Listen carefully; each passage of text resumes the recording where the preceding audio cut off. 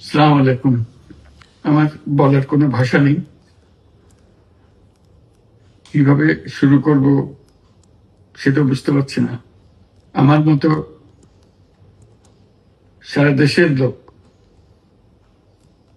আজকে হতবাক। এরকম একটা কাণ্ড হতে পারে আমরা কেউ কল্পনা করিনি, কারো ধারণার মধ্যে ছিল না। কিন্তু এই অবিশ্বাস্য জিনিস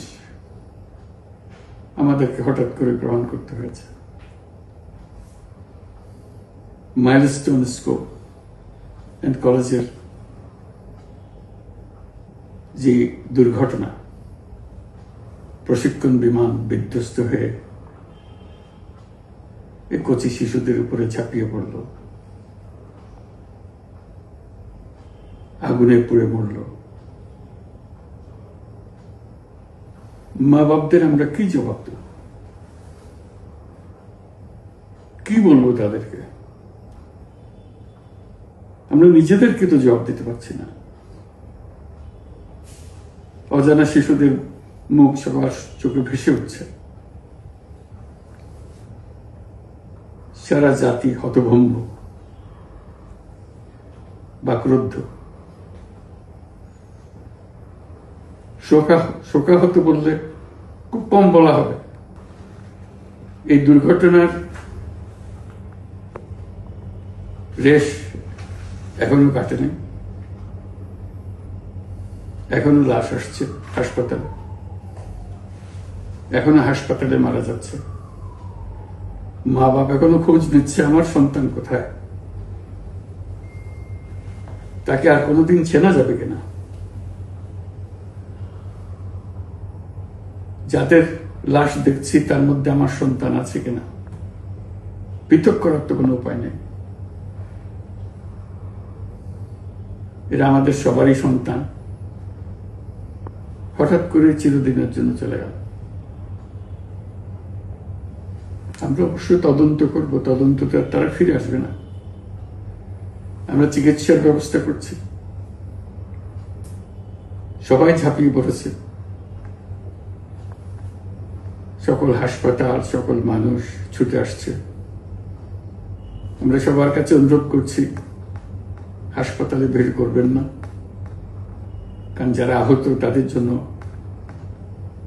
এটা ভালো না। তারা তাদের শরীরে রোগ প্রতিরোধের শক্তি নেই। আমরা ভিড়ে থাকলে আমাদের শরীর থেকে কি রোগ তাদের মধ্যে ছড়িয়ে পড়বে তা বলা মুশকিল। কাজে দূরে থেকে দোয়া করেন সবাই। আমরা বাবা মা আত্মীয় স্বজন সবার কাছে আমাদের সহানুভূতি জানাচ্ছি। বাংলাদেশের যত সন্তান আছে সবাই আপনাদের সন্তান। আমরা নিজেদের মনকে সান্ত্বনা দেওয়ার চেষ্টা করুন। আমরা সবাই নিজেদের মনে সান্ত্বনা দিচ্ছি, কিন্তু আপনাদের সান্ত্বনা বিরাট ব্যাপার। আমরা সবাই আপনাদের সঙ্গে আছি, জাতির সমস্ত লোক আপনাদের সঙ্গে আছে। আমরা তাদের জন্য শোক দিবস ঘোষণা করেছি। আগামীকাল শোক দিবস। আমরা সবাই মিলে তাদের কথা স্মরণ করব, তাদের আত্মার শান্তি কামনা করব। আজকে থেকে সবাই তাদের আত্মার জন্য, তাদের রুহের জন্য মাগফিরাত কামনা করব। আল্লাহ আপনাদেরকে শান্তি দিন। আমাদের জাতির সবাইকে, যারা এই দুর্ঘটনায় বিধ্বস্ত,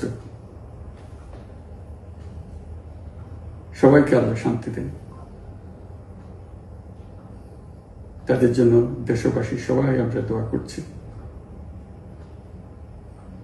আল্লাহ এই শিশুদের জান্নাতবাসী করে। খুদা হাফেজ।